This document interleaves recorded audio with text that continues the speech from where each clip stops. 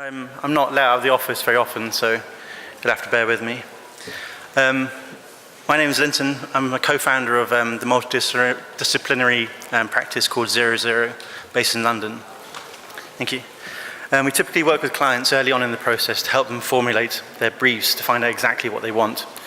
Most of the time we end up finding solutions that reason out the requirement for a new building, which is maybe not the smartest thing for architecture practice to do. But in this case, for the Social Justice Centre, we reasoned creating a new building was the right answer, as it enabled the project to fill a greater vision of what was originally requested. We're also able to use the behavioural economics we learned from our work in co-working spaces to provide coercive tactics to create positive interactions and behaviours in the building. This project extends a long-standing collaboration between 00 and the Ethical Property Company, who are the clients, and their backers, a collation of UK-based charities and foundations, to create a shared workspace for leading organisations in the social justice sector. By forming the brief with the client and using our research in social justice, the vision was extended beyond just creating more affordable workspaces, but to make this building a worldwide centre for social justice, while simultaneously becoming an everyday resource for local residents and the wider public. As we can see, the existing site was an early 20th century, incredibly robust shoe polish factory, due to the fact that they were heating highly flammable materials inside, right next to a Victorian gas holder next door. So again, quite a sort of dangerous combination of things. As you can see, the site was in a pretty bad state when we found the property for the client. So this is the site in South London, in Vauxhall, with residential buildings to the south of the site, gas holders to the east, and large supermarket and the main street to the north, with a new school to the west. So instead of solely converting the existing building into low-rent cellular offices, as much of the other ethical property buildings are, that was the initial brief sent to us. We felt confident that we could convince the planners to let us build a similar-sized building to the rear of the factory, which would become its new public entrance, as well as housing the communal heart of the site, additional offices, meeting rooms, catering facilities, and presentation areas. One thing I was very keen on was that the local community didn't feel that the building was just airlifted onto the neighbourhood, so we spent lots of time in consultation with them at the beginning of the process. I also wanted the building to be a place where local residents would come naturally on the offer of, for example, cheap coffee or lunch, free use of the Wi-Fi, or just be allowed to hang out in the communal spaces, as I felt no one would actually come to the building for social justice, because no one really knows what that means.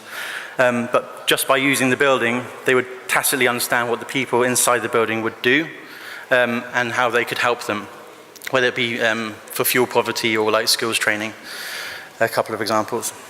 We also wanted to create a building that was never not in use. So we baked into the design a series of generous external decks that community leaders could have access to out of hours. They could house like allotments and beekeeping groups to make this an actual resource for the community. This is the communal open ground floor plan with large lecture theatre spaces, meeting rooms, kitchens and serveries. And whilst we wouldn't be running the building, we designed spaces to enable future uses, such as this area, which can operate as a shop in the future, or even a small bakery, so it has the infrastructure sort of set in for that. Also, areas like this, which we foresaw as like an area that could be a creche for childcare facilities for the tenants as well as the community. Even the reception desk, which you can't really see on this plan, is made out of independent components on wheels, and the idea being that that gets unraveled to become a banqueting facility for communal dinners. This is a general upper floor plan. The existing building was designed for more private offices up here, and so that was very useful for organisations dealing with more private matters, for example, domestic abuse cases where those people visiting them could come in from a back entrance. And the new building which is this part here, which has a much more inviting public-facing entity with more generous communal spaces. On each level, the bridge links are deliberately generous with T-point facilities to allow for tenants to use them as impromptu free meeting spaces or presence themselves to cross-pollinate ideas and information. Those are located around here. Each communal space was designed to coerce a particular condition, such as the middle bridge link laptop bar not having power points to increase the turnover rate of people in that area. And whilst the upper sort of links are acoustically lined and have plenty of power to encourage longer term quiet work. The idea was not to just create offices, but to create office spaces, allowing organizations to spread out into the communal areas to find the condition of operation they want at the time.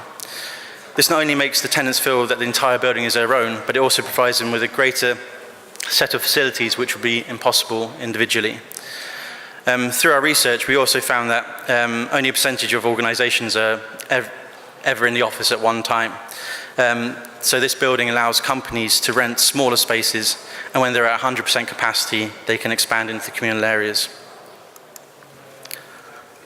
As with all the elements of the building, we're always looking for them to do a multitude of functions. For example, this is a close-up of the facade, glazing, which has this old zigzag shape for several reasons. One is to push the primary views away from the residential housing. Another is to reduce solar gain as they are orientated on an exact north-south line, thereby heating the glass instead of the rooms when the sun sets azimuth, and also reduce the reflections of the glass externally, thereby increasing the transparency to the organizations from the street. The atrium of the building was designed to be not grand, but to be of a human scale, with the communal decks being staggered instead of your typical cliff face of balconies. And this enables people to communicate between levels with much more ease. As you can see here, the existing building also provides a facade to the atrium, and by removing the existing windows onto the atrium, we gave a great sense of connection to the rest of the activities in the building. So even though you're in the center of the building, you feel connected to everything around you. We also lined up all the glazed, all these windows with these windows to provide external views from those internal spaces. This is the base of the atrium. All these photographs were taken right after the building was opened, so it's a bit fresh and a bit bare. But after a year of being open, it's an incredibly vibrant space with meetings and events happening pretty much daily. So every time I actually visit the space, I get to tick off my checklist of behavioral things that I was trying to plan into the building. Environmental justice is closely aligned to social justice. And even though the building was extremely tight on budget, it came in at £1,050 per square metre. We managed to turn the EPC G-rated building into an EPC A-rated building with BREEAM excellence. And so we used several tactics in that, such as using the massive thermal mass of the existing building to basically cool down the new building during summer, and during winter using the solar gain from the new building to warm up the existing building. We also reused all the existing chimneys in the existing factory building for ventilation, supply, and extract. And here's a quick detail of how we managed to get the thermal break in the concrete soffits seamlessly going from inside to outside. And it's all kind of a rules-based system. Due to the economics of it, there were very few people on this project, and so by creating a rules-based system of detailing, we managed to keep the number of details down. Here's a quick image of the new facade and the existing rear elevation. So the building was conceived not to be a finished building, as no one knows what the future would require from it. So effectively, we designed a series of concrete shelves that allow each layer to be changed or added to, such as the top floor meeting rooms, which could be extended, or other floor voids infilled as and when required. The entire infrastructure was designed with this in mind, so we have the ability to add on extra parts of the building, take things off, and move things around. This is the speaker's corner on the ground floor, which provides views into the presentation area and which can also be seen from the street to act as an invitation to the community to come into the building. All the finishes of the building were chosen and detailed to be hard-wearing, thereby reducing the maintenance costs over the building's lifetime. And this is something we were very keen on to ensure that the rents of the properties, rents of the offices could remain low over its lifetime. And we use small psychological tricks like the rooftop meeting rooms being designed to have a familiarity to them. So these kind of mirror the profile of an English village hall. And also by using like small scale elements as the cladding. This is a view of the atrium. As I said, the budget was incredibly tight, so we used very basic materials in ways which elevated them, whilst also intoning the earnestness to them that fitted with the social justice mission. So the balustrades, for example, are simply MDF with softwood battens that break up the sound in that space. We also found asbestos halfway through the project, like tiny little bits of it, which meant that all our designs had to be agile. So for example, some of the timber flooring on the upper levels were replaced with recycled carpet tiles mainly from the banks in the city, where they use them for a month and decided the wrong color, take them out, and then retook them. So we have very high quality carpet at a very low rate, but it's another nice story which sort of goes in with this building. Yeah.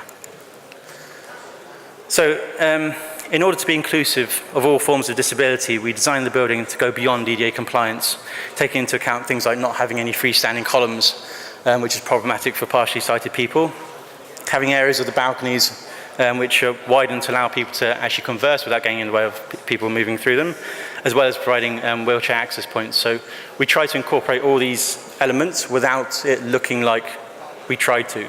So there's no like yellow handrails, it's all these tactics which we wanted to get in there.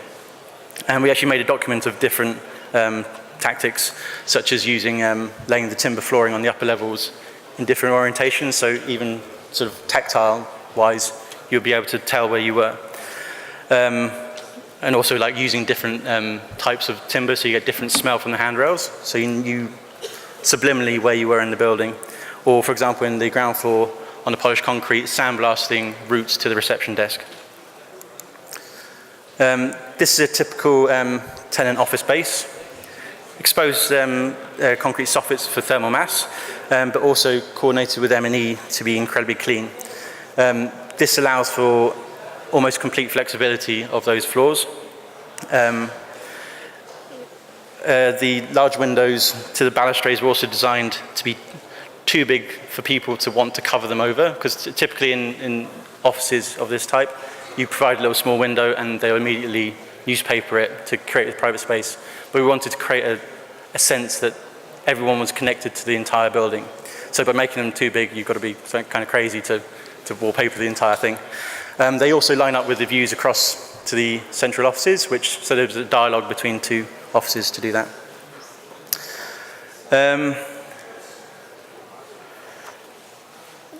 Also in this, there are some slightly sort of dull things which have a big effect on budget. So for example, we managed to work out a clever fire strategy which allowed none of these partitions to require fire rating, which sounds really boring, but it cut the cost of the entire building like massively, and also means that you can actually have a completely flexible, take everything out, open floor plan type arrangement. This is a view from the existing building, looking out into the atrium. The services in the existing building are high level. They flip on the bridges to underfloor, low level to service soffits of the new building. And that's the building overall. And I've got to say, it was one of my favorite buildings I've ever done, because the client, contractor, everyone bought into it. It was actually a very iterative process. There were lots of problems which came up and we solved them all together. And it was a very collaborative process, which was fantastic. And so it's been open for a year and it's actually quite buzzing. It's quite an incredible place. I wish I had some pictures of it now or a video or something, but this is all we have right now. And we were also surprised last year for it to win the REBA London Building of the Year, which was very nice. That's it.